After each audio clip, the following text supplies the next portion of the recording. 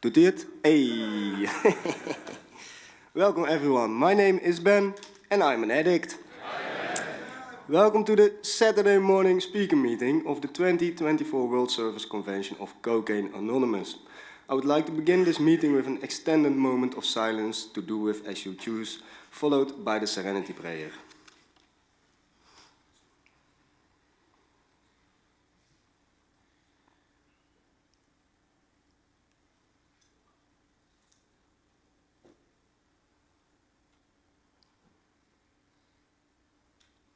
God, grant me the serenity to accept things I cannot change, the courage to change things I can, and the wisdom to know the difference. At this time, as to not disturb the speaker, we will observe the seventh tradition, which states that we are fully self-supporting through our own contributions. Any donation which you place into the basket will go into the general account of the convention, with any proceeds being forwarded to the CA area and to CA World Services to help us carry the message to the addict who still suffers. Newcomers need not feel obligated to contribute. Donations can be made either via the QR displayed here, somewhere, or the QR code displayed in the Yap app. Cocaine Anonymous is a fellowship of men and women who share their experience, strength and hope with each other, that they may solve their common problem and help others recover from their addiction. The only requirement for membership is a desire to stop using cocaine and all other mind-altering substances. There are no dues or fees for membership. We are fully self-supporting through our own contributions. We are not allied with any sect, denomination, politics, organization or institution. We do not wish to engage in any controversy and we neither endorse nor oppose any causes. Our primary purpose is to stay free from cocaine and all other mind-altering substances and to help others achieve the same freedom. We use the 12 steps of recovery because it has already been proven that the 12-step recovery program works. It is a custom in Cocaine Anonymous to read who is a CA member, and tonight I've asked Dirk from the Netherlands to read this for us.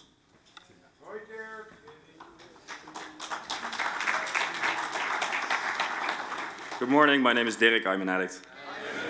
Who is a CA member? Me too.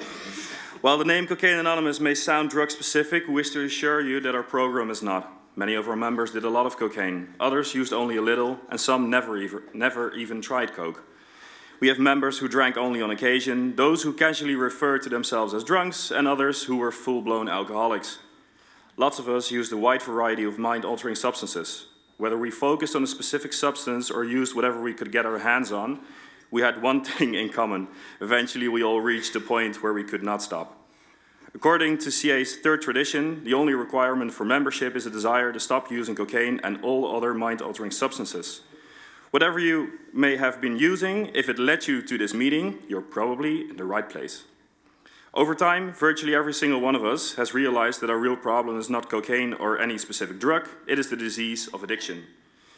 It can be tempting to focus on our differences rather than our similarities, but this can blind us to potential sources of support in our recovery. As we hear other members' stories, the most important question to ask ourselves is not, would I have partied with these people, but rather, do these people have a solution that can help me stay sober? We encourage you to stick around and listen with an open mind. With its all-inclusive third tradition and first step, Cocaine Anonymous welcomes anyone with a drug or alcohol problem and offers a solution. CA's 12 steps are not drug-specific, and Cocaine Anonymous is not a drug-specific fellowship. It doesn't matter to us if you drank or what type of drugs you used. If you have a desire to stop, you're welcome here. Dankjewel, Dirk.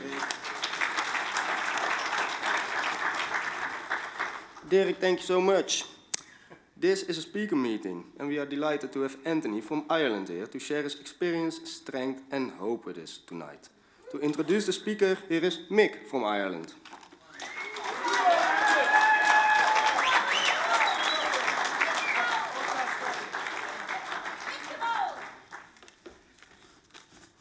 Now, I get nervous, and when I get nervous I freeze and I forget what I'm going to say, so I wrote loads down, so I'll say a small bit.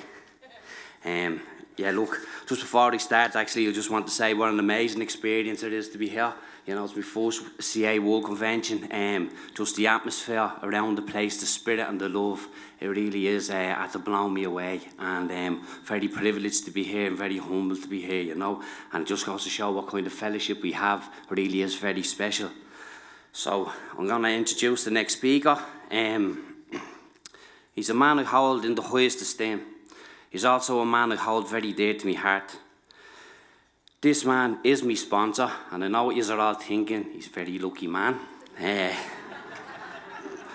But I do test his patience, God love him, and I continue to test his patience. Him and his lovely wife, I may add, they are two of the stalwarts of CA in Ireland for many years, and they've carried this message around Dublin, around our areas of Finglas and Ballymun and further afield. The home is a constant conveyor belt of recovery, and I thank God for that, because that's where I got to start my journey on the 12 steps of recovery, was sitting in their kitchen table. He's also a man who truly lives a programme.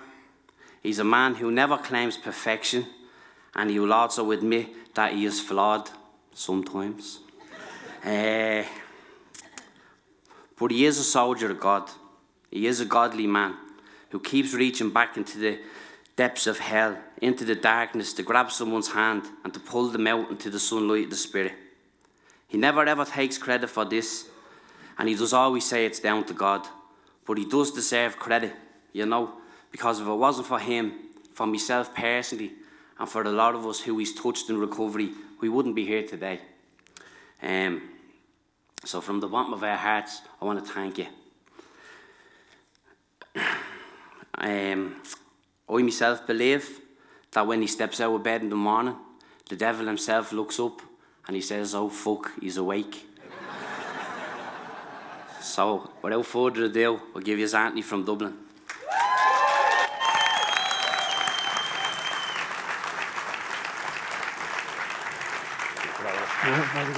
Don't go on yet. Yeah, get me a bottle of water. Is this on? Can you hear me? Okay. Michael is 7 years clean today.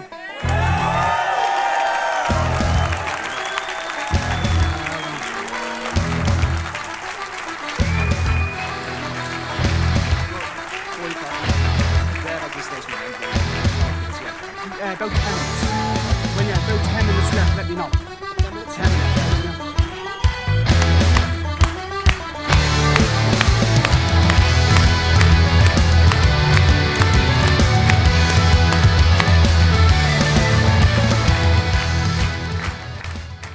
Okay, I can go now. That's all done.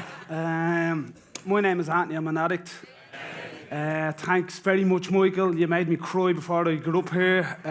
That's wonderful. I got to shed a tear before I even started. Thanks everybody for showing up, and I want to thank the committee and everybody who puts the work in around here. It's not easy, you know. So it's been a lovely weekend. It's been very, very relaxing for me. I was just able to chill out and dip in and out of it and do the things I wanted to do. I want to start off by saying there was some lovely workshops and some lovely stuff done. So it kind of gets me off the hook. If you want to get recovery, if you haven't got recovery yet, do what they says. Do what they say. I'm just going to come and I'm going to tell my story. I'm going to tell what it was like for me. I'm going to say what happened, and I'm going to say what it's like now. I have about 45 minutes, so I will realise that that song was very Irish, and so am I.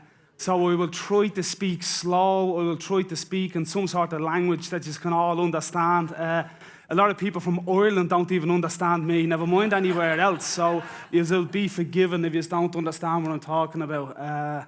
I feel very weird here with this headset on, and it's like I'm doing a Tony Robbins TED Talk or something. I feel very important, but I always imagined I would place myself upon vast enterprises. Oh, nobody get it? No, it's in that blue book. Read it sometime. But anyway, it's great to be here, you know, and I've come all the way over here, but I want to go back to the beginning, you know. I'll go back and I'll say what it was like, you know. And for me, if your story is not like mine, that's totally fine. We all have our own stories in here. My story is enough, and every single person that's in this room, your story is enough. You know, your story is your story. My story is my story. If you don't identify with me, there's probably 100 other people that you will identify with. So on that, I will start. I grew up in Dublin, obviously, in a place, but I grew up in a violent alcoholic home. You know, my father was a very violent man. I hold no blame or anything for that. He only knew what he only knew. He was an alcoholic. He died an alcoholic, and I'll speak on that a little bit later. But in our home, you know, when I was very, very young, I would always remember if that knock came at the door, boom, boom, boom, you knew it was him. Everybody in the house knew it was him. The kids would scarper. My mother would jump up and start going into a tizzy. You knew what was going to happen, you know, and we would be upstairs and he would come in, and then you would hear the music going on, and then you would hear the screaming, and then you would hear the fighting, and then you would wake up the next day to the house smashed up, and the black eyes and the tram that we walked down into in the morning, you know. And I would go up in there. When that was going on, I would just cuddle into my sister, and I would just be so afraid. Like, they were my brother. I have one brother, one sister. And they're both close to 10 years older than me, and they used to try and mind me because I was the baby, you know. And I developed a real insecurity and a real fear in me at that very young age. And that's just what it was like for me. And that went on and on and on, and I went around with what the book describes. I went around with this impending doom hanging over me all the time. I was always afraid that something was going to happen, you know. And when I went out into the world, it's strange when I look back now. What I went out into the world, I was one of them children who never, even as a very young coming up, I never wanted to be in the family home. I never wanted. I was one of them young fellas who was always walking around the streets, even in the rain, even in the snow and the sun, no matter what. I was running away from what was going on here. But I didn't know what I ran away from that was going on here. I ran to in the streets. I ran to gangs. I ran to criminals. I ran to people who would treat me worse than any of them in the house, to be honest. You know, when I look back at the way me and my young friends treated each other, if anybody was to treat my son like that, I would go mad. But I didn't know any better. That was my norm. That was absolutely my norm. And I fell into a life of crime. I fell into a life of prison. I fell into a life of doing what I had to do on a daily basis just to survive. And that's just my story. And I don't hold any shame around that, and I have no problem telling it anywhere that I am. But in that, I had that fear and the resentment and all that going on. And when I hit a certain age, 12, 13, I found the magic elixir, what the book talks about. I found that thing. I found that one thing that killed all the fear, and it killed all the resentment, and it killed all that low self-esteem, and it killed all that stuff that was going on inside me that I didn't even know that was going on.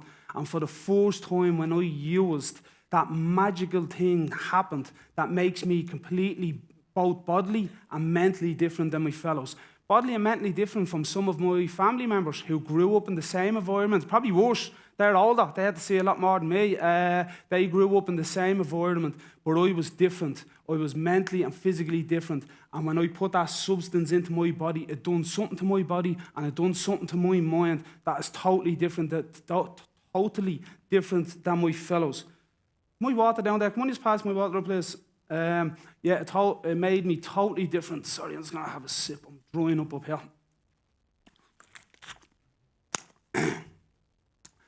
When I put that substance in, I got the relief.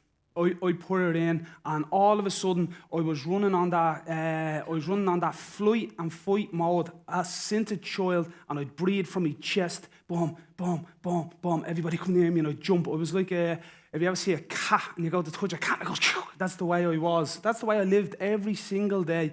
and I put that stuff in, and all of a sudden I took that big, and I breathed it. I took a breath down into my stomach, and that magical thing happened. For the first time, I was okay. I was okay. The drugs done for me what I could not do for myself. The alcohol done for me what I could not do for myself. And all of a sudden, I was all right. It was all right to be me.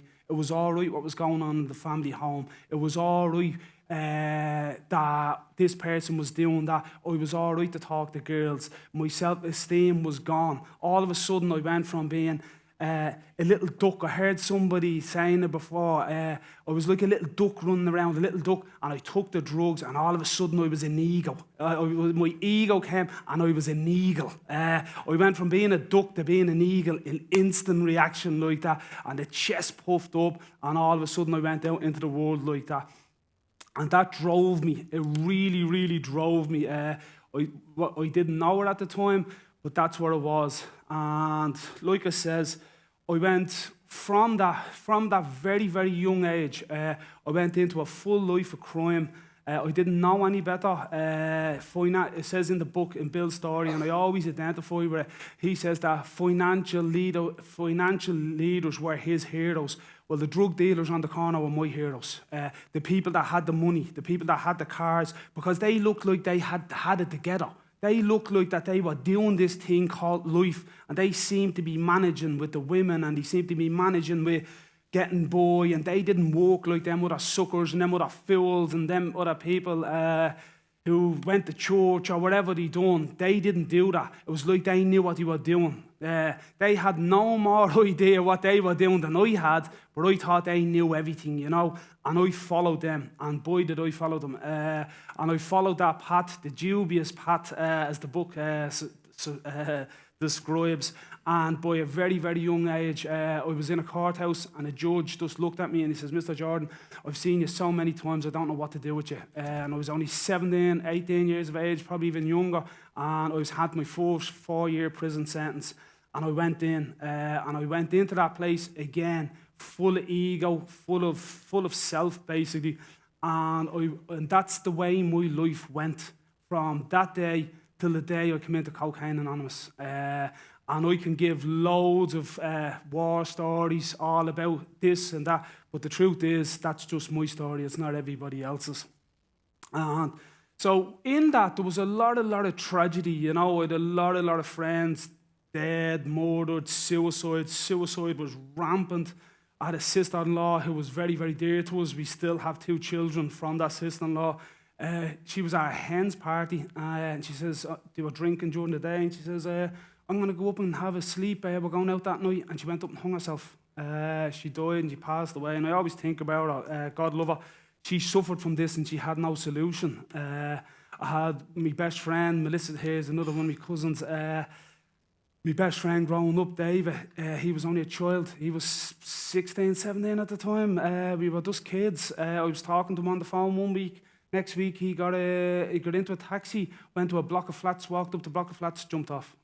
Just like that. And then the third major event that was like that I'm going to speak about here, that brought me into the rooms, you know, because in all this tragedy, and that's only a fraction, I'm talking years of that stuff, years and years and years.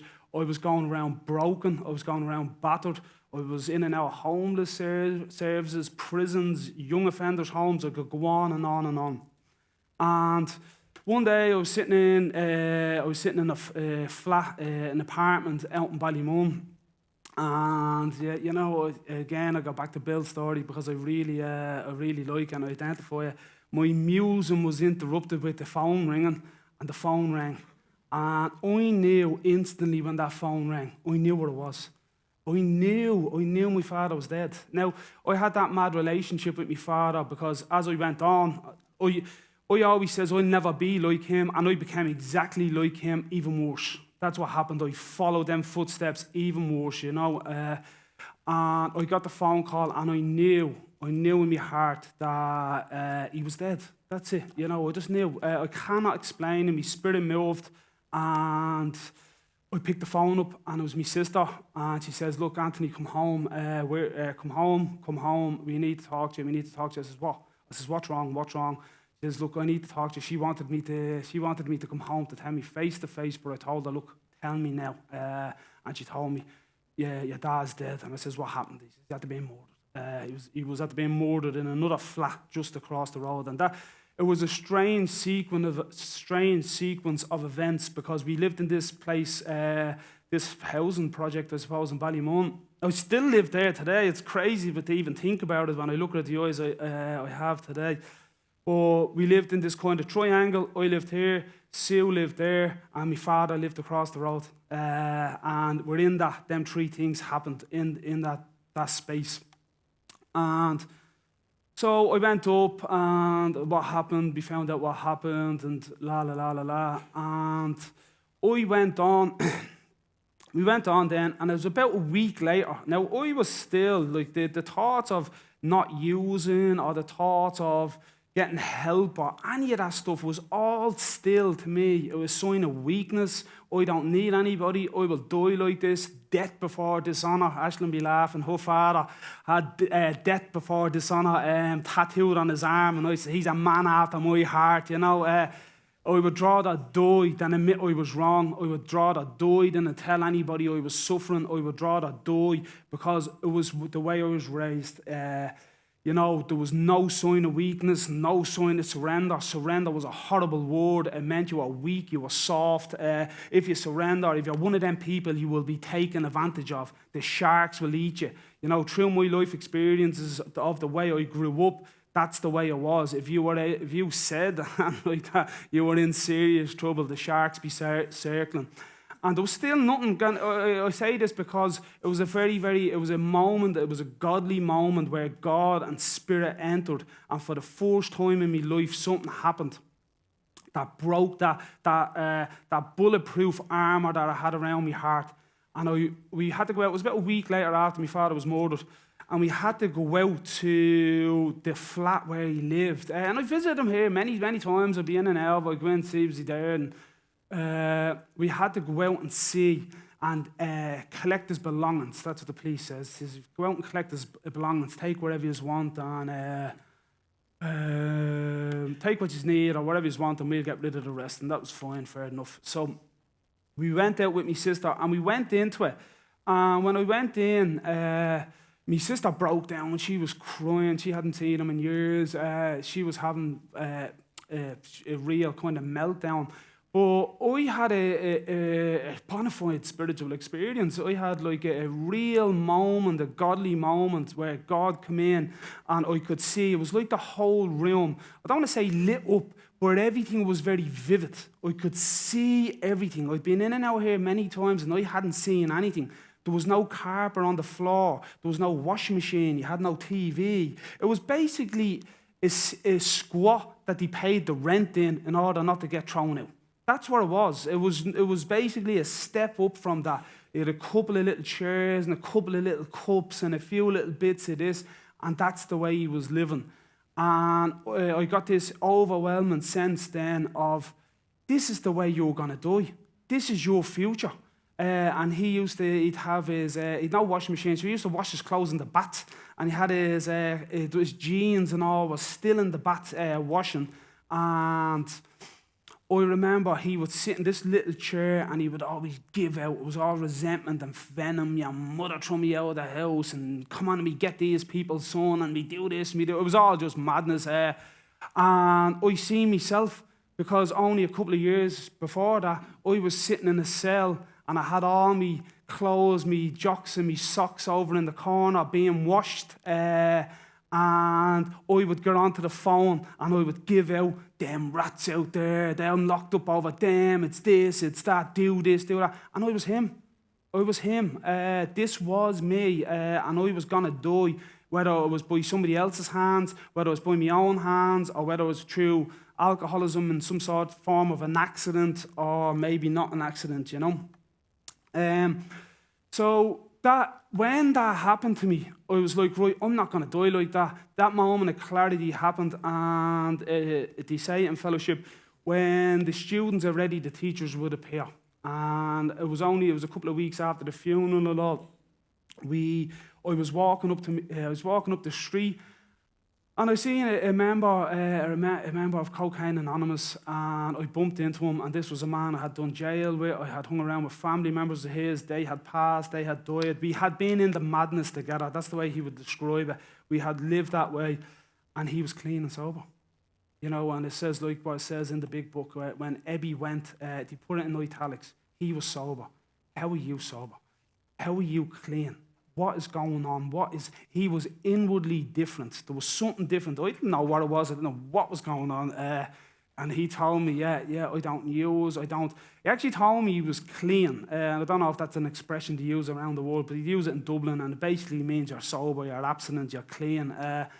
And I genuinely didn't know what he was talking about. I thought he was after having a shower. I thought like he was after washing himself. And like I was thinking, you're clean. I said, I don't take that anymore. I don't take drugs. I do these things, these meetings, these CA meetings, and I go here and I go there. And I was like, right, yeah. If this can work for him, maybe it can work for me. If he's all right, because he seemed all right. He was smiling. He wasn't asking me for money, which was always a good sign. And yeah, this was right. We'll give it a go. And he brought me to a meeting. On a Friday night in a home group, which there's plenty of members here from, called Sal Calpe. And I walked in there on a Friday night at 7:30. And from that day till this day, I have still been there. I walked in that night, they handed me a service position. I still hold a service position. That's nearly 14 years ago. It'll be 14 years in November. Praise God.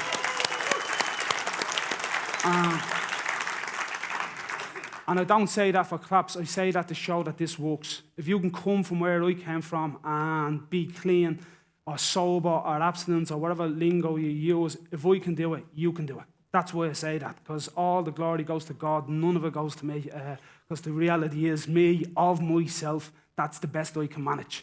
The best I can manage is dead by somebody else's hands in some flat, some squat somewhere. That's my life, you know. So I went in there, I went over to that meeting, and they were doing what I'm doing now. Somebody was sharing, and somebody was talking, and they were doing...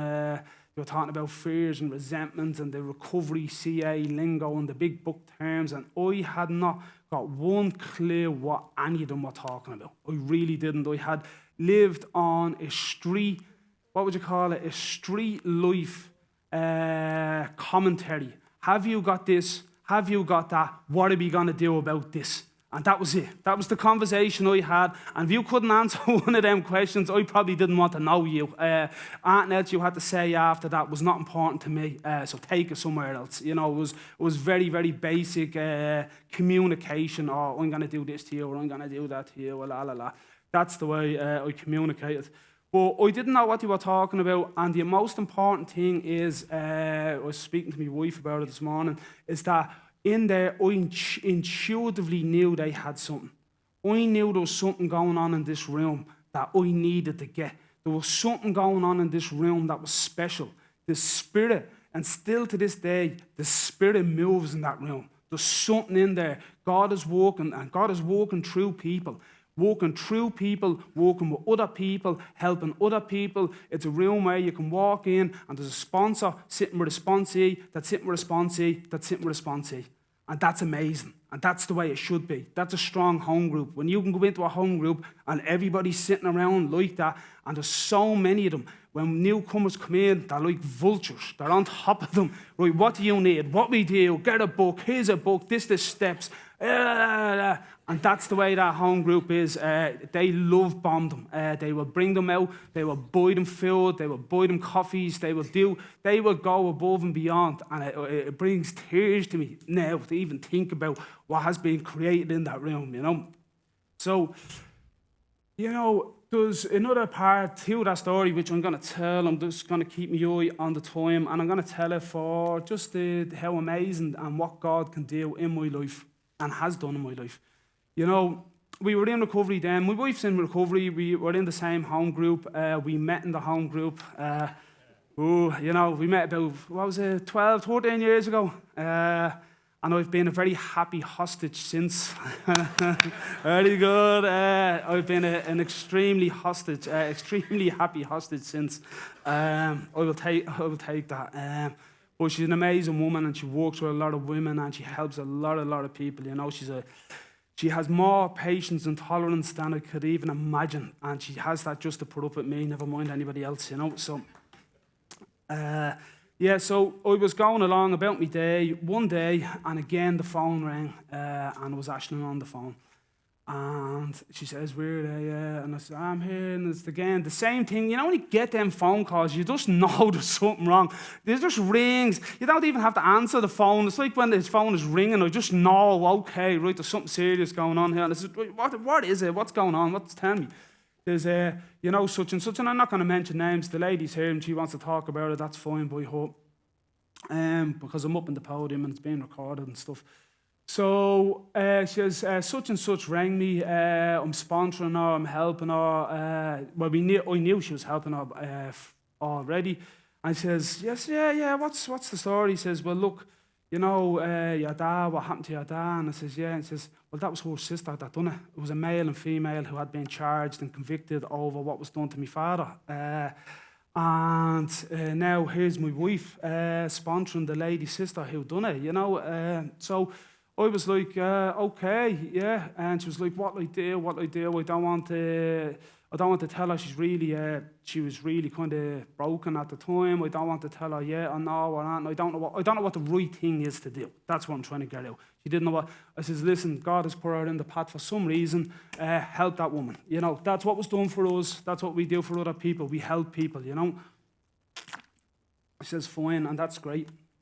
And then after time, it was a couple of years later, I can't remember to be exact as well, she had become a very, very close member of the family and a real good friend to my wife, and she does a lot of services in CA, and she's a really good woman. I pick on her a lot, but you know, that's what I like to do. But she's a really amazing person. But a few years later, her sister had obviously come out of prison, and she had taken to the streets. She was living on the streets and she was dying. She was dying of alcoholism. Her liver was failing, her organs were failing, everything was failing. And she was in her mother's home. Her mother had brought her home to die, basically. She had brought her home and she was there and she was screaming, I can't die. And she was really upset because of what she had done. God won't take me. She would say, God won't take me, I'm going to go to hell. She believed that she was going to go to hell for what she had done. And so the girl was on to my wife was talking to me, and then I went and I prayed around it, and I prayed, and God told me, go to the family. Go over to that home. So I asked, would it be okay for me to go over to the home? And the family says, yeah, and I went over to the home. And I went into the bedroom where that girl was, and she was dying, and she was really sick in the bed and coming in and out of conscious and barely breathing.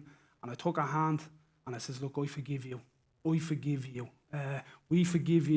You go to God with nothing on your conscience, and I forgive you. And then she passed away, you know. And I went down to the girl's mother, and I told the story that I've told here today. I says, I know that God has bigger plans, and God, my father, could never give anything to me growing up, but what he done is he made the ultimate sacrifice how I could get recovery. He really made it. With his life being taken that time, he made a sacrifice how I, in my family, because I come from generations of alcoholism, I can trace it back, I can trace criminals and all this madness back. And God entered here, and with that tragic circumstance, he set me on a new trajectory. He says, right, your family, your lineage has been going this way all these years, Anthony. It's time to go a different way. You go a different way. How your son, when I think of my son, and I think that if he had to grow up and do the things I had to do growing up, how hard his life would be. And it brings me to tears because my son is a very, very sensitive little boy, and I was a very sensitive little boy at one stage. I know it's hard to believe, but I was. I actually was. My sponsees are over there like this. No, he's not. He's full of hell. But I was a very, very sensitive little child, and I had to learn not to be. I had to learn to hide that part of myself. I had to learn to mask my fears with violence and aggression, and I had to be somebody else in the world.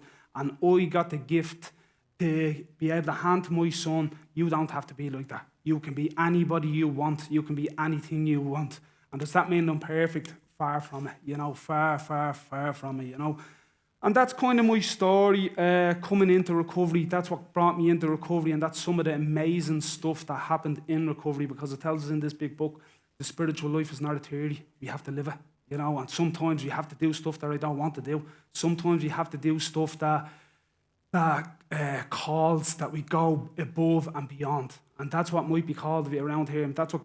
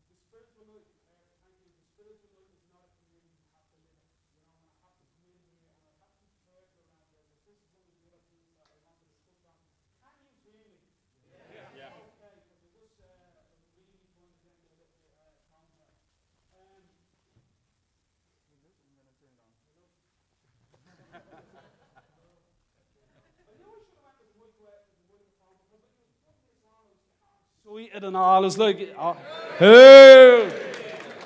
Will I take this one off, or is it that one? Yeah, lovely stuff. Feels great to have her off. Thank you so much.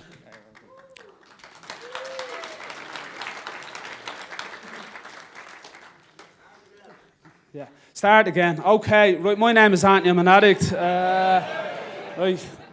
But anyway, the spiritual life is not a theory, we have to live it. And there's something else that has been kind of on my heart the last while, you know. Like I said, I come in here and I've done the steps and I had all these amazing experiences, and I go on and I'm helping a lot of people and I'm doing all this stuff, you know. But after a certain amount of time in recovery, things started to shift for me, you know. Things really started to get busy, and I'm afraid to even do that now. Things started to get really busy, and, you know, life kicked in. Life kicks in, you know. All of a sudden I have 2 kids. Should be good now. Right. Are we okay to go now? Now, I'm telling you now, I'm better off without the mic. I should have just winged it. So, yeah, I came into recovery, and, you know, all of a sudden then, my ego started to rebuild. You know, I've 8 years, I've 10 years, I've 12 years. I have all this stuff. I'm helping all these people. I have all these people telling me I'm great. And what happened is that, I heard it before, you can starve to death around here looking at the menu. I can starve to death around here handing the menu out to other people. I can starve to death in Cocaine Anonymous, giving people what's on the menu and not giving to myself. And again, what happened to me, I had to have that second surrender recently, not too long ago, where I really had to see where God was in my life. Because I had all this stuff, I had all this shiny stuff, and my ego had rebuilt. I had surrounded myself again with people who wouldn't call me out on my bullshit. You know, I started to use my CA persona, or my clean time, or how much I knew about the book and how much I had. I started to use it to block myself off from people again, to start to isolate myself again, to start to be standing alone. And I went back into that state where I felt alone. I was surrounded by people. I'm surrounded by this amazing home group. I'm surrounded by sponsors. I have this community fitness slash, I don't even know what to call it, but I built this gym, and it has turned into a huge community of people just trying to get well. Now, not only addicts, a lot of them aren't addicts, they're ex-criminals and all sorts of stuff. They come and we go hiking together, and we go on these trips, and we do all sorts of amazing stuff. And I've fellowships, we're in fellowships, and I'm on my own. I am on my own. My ego has rebuilt, and I don't know what to do. And my ego won't even allow me to tell anybody. And I'm going to people and I'm saying, what will I do about this? What will I do? And they're saying, you're doing amazing. You're doing great. Just do another fourth step. If I ever hear that again, I'm going to go mad. Just do another fourth step, because I've done plenty of fourth steps. And I could get honest, I know the ins and outs, I know it. But I end up having to go to a man, and I went to a man, and he says, you don't do another fourth step. He says, you need to look at your second step. You need to look at your third step. You need to look at your fourth step. You need to go through all that process again, and you need to go at a different angle. You need the steps are a mirror, and they are going to show you what you need to see, but you've been looking in the mirror head on. You need to look at the mirror sideways. You need to turn a slight little angle, and you need to look at, do you believe that God can restore you to sanity in these areas? Where are you in these areas? Because in time I had developed behaviours, had come back. Because when I first come in, sorry, I just want to keep you on the time. When I first come in, the behaviours that I had to get rid of were very obvious.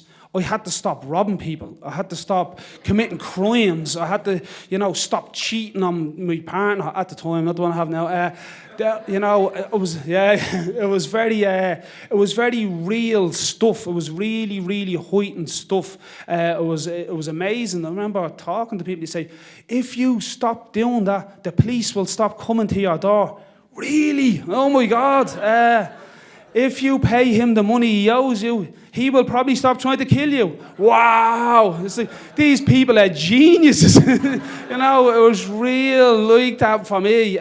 So it was very, very prevalent, the stuff that had to go. But when I came into recovery for a few years, that stuff had been gone for many years, but I developed new stuff. I developed loads of new stuff. It was very, very subtle, and it was my disease at work, very, very quietly, where in my family home, I would be criticising my wife all the time, and I didn't even know it. And that's wearing on her, and that's wearing on her. My kids would become an annoyance. There'd be times that I'm not proud of. I would scream at my kids, and my kids don't know what it's like to be screamed at. We screamed at each other daily, all the time, and they would be so upset. They would be inconsolable. Like, really, they just don't know that way of life. I say that, like, really, everybody's looking at me. You shouldn't be screaming at anybody in any way, but... and I would feel so ashamed. And I would go out and I would pick up other behaviours, and I would eat loads of food, and little bits of kind of eating disorders would come in where I would eat, and then I'd exercise, and all this stuff going on, and I was in serious pain. I was in serious pain, and I couldn't tell anybody. It was a pain that I never felt before, because before I came into recovery, I had drugs to numb it. I had drugs to numb it, but all I had now was an ego that told me, you can't tell anybody. You can't tell anybody. They need you. Tell them what to do. Tell them what to do. And I really had to humble myself, and I had to search, And one day I was at having one of my anger sprees, and it was like a relapse. It was like a spree of anger where I was so angry. It talks about it in the 12 and 12. I'm angry enough to murder. Lustful enough to rape. Talks about that stuff. And I was at having that, and I just got on my knees again, and I asked, 10 minutes, thank you.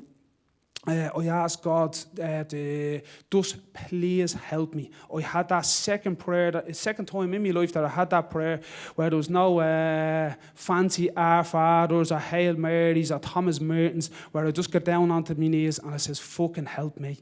Whatever's out there, help me. Please help me. And I just got up and I clicked on an online meeting, and the first man that opened his mouth and said anything that I needed to hear, I texted him straight away. I says, will you help me? I need help. And I got the help I need. Anytime I'm willing, anytime the desire comes from within, God will show up. And that's the reality in my life, that God always shows up when I am really, really willing to do the work. But as I was told many, many years ago, and I was told again, and I tell all my sponsors, don't pray to God and ask him to move a mountain. If you pray to God and ask him to move a mountain, be prepared to wake up beside a shovel. Because there's work to be done. It's as simple as that. God will not do for you what you can do for yourself. God will not do anything that you're able to do for yourself. He will do for you what you can't. He will remove the big stuff, but it's up to you to put the work in and put the actions in, So I've 10 minutes left, less than 10 minutes. I'm going to read a guy, Richard, come over, and I was always inspired by this man, and sometimes when I do talks, I'll read the Sam Shoemaker poem, because this guy, Richard, he came to Ireland to do a share for us. He was dying of cancer. He didn't live long after that, Ashton, did he not? He was really in the last, I know you get emotional talking about it.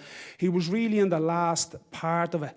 And it took nearly every ounce out of this man to come to Ireland, but he came to share a message. He came to help, to be of service. In his last days, he came to be of service, and he read this poem out, and I got really touched by it, and I talked to him about it at the time, and I'm going to read this poem out, and then I'm going to wrap it up. Now, if I go a little bit over, I'm sorry, but we'll blame the DJ for messing up the mics, you know what I mean? But if you'd like to, if you can put it up on the screen, you can, but if not, that's totally fine. Well, I have it here, right? I stand by the door by Sam Shoemaker. I stand by the door. I neither go in too far, nor stay too far out. The door is the most important door in the world. It is the door through which people walk to find God. And that's what it is in here. It's a doorway to go in and find God. The program is very, very simply, it's a way of finding God, how we can live a better life. There's no use my going way inside and staying in there. I don't come in here and just stay in for the sake of it. I pull somebody else out. When so many are still outside, and as much as I crave to know where the door is and all that so many will ever find.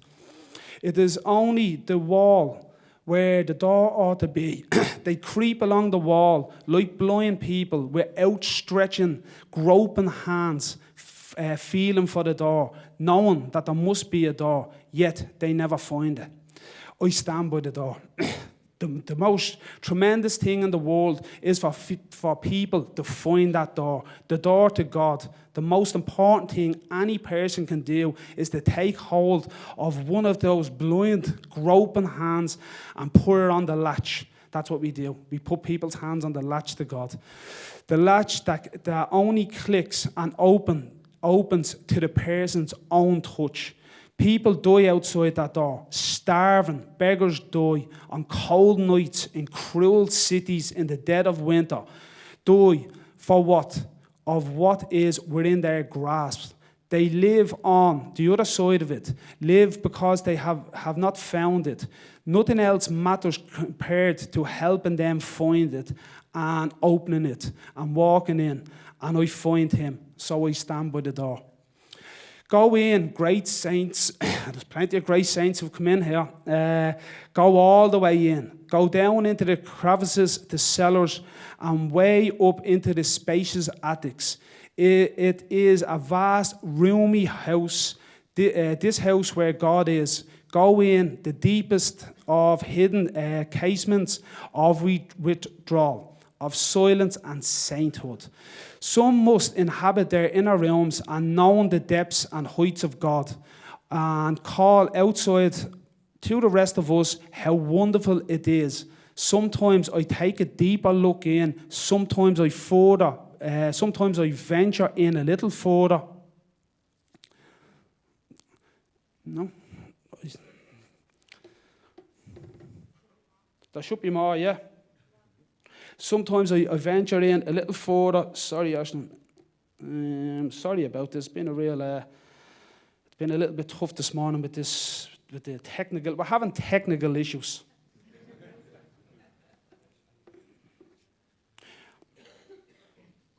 Okay. We're running out of time, and anyway, so there's not a whole lot we can do about that. But anyway, the whole poem is very, very simple. It's all about helping somebody else. It's about standing by the door. I stand by the door and I reach out for that person, that one broken person who was the way I was when I walk in. I stand there, I tell them there's a way. I tell them there's a way to God. I tell them that they don't have to live like that anymore. That's the word that was the most profound spiritual thing I ever heard in my life, was somebody simply says to me, you don't have to live like that anymore. There's another way. And the other way is Cocaine Anonymous. The other way is God. So thanks very much for listening.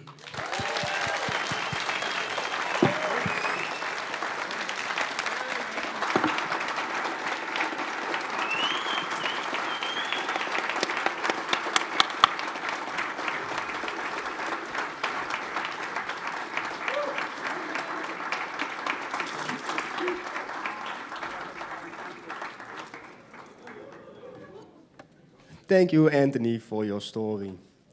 My name is still Ben and I'm still an addict. Our time is up. If you've got any questions that went unanswered or if you feel the need to share, please introduce yourself to someone after this meeting and exchange phone numbers. We are all here to help. I want to remind everyone that this is a non-smoking venue and vaping is also seen as smoking, so keep that in mind. I would like to close by having Joey from the Netherlands read A Vision for You.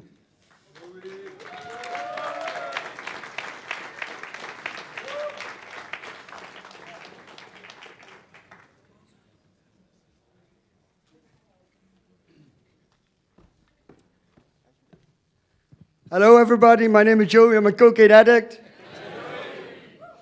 A vision for you. Our book is meant to be suggestive only. We realize that we only know a little. God will constantly disclose more to you and to us. Ask Him in the morning meditation what you can do each day for the man who is still sick. The answers will come if your own house is in order. But obviously, you cannot transmit something you haven't got. See to it that your relationship with Him is right, and great events will come to pass for you and countless others.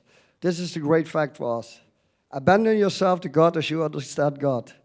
Admit your faults to Him and to your fellows. Clear away the wreckage of your past. Give freely of what you find and join us. We shall be with you in the fellowship of the Spirit, and you will surely meet some of us as, as you trudge the road of happy destiny. May God bless you and keep you. Until then.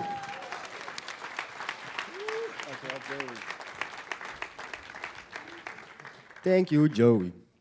After a moment of silent meditation for the addict who still suffers, will those of you who care to join, Anthony, you want to lead us out?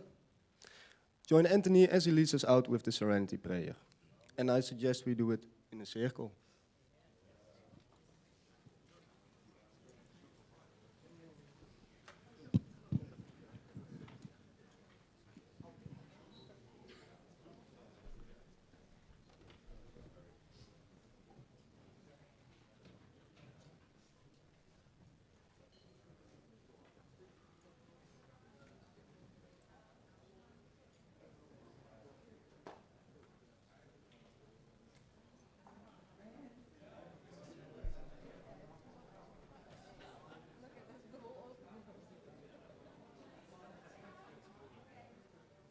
We can manage.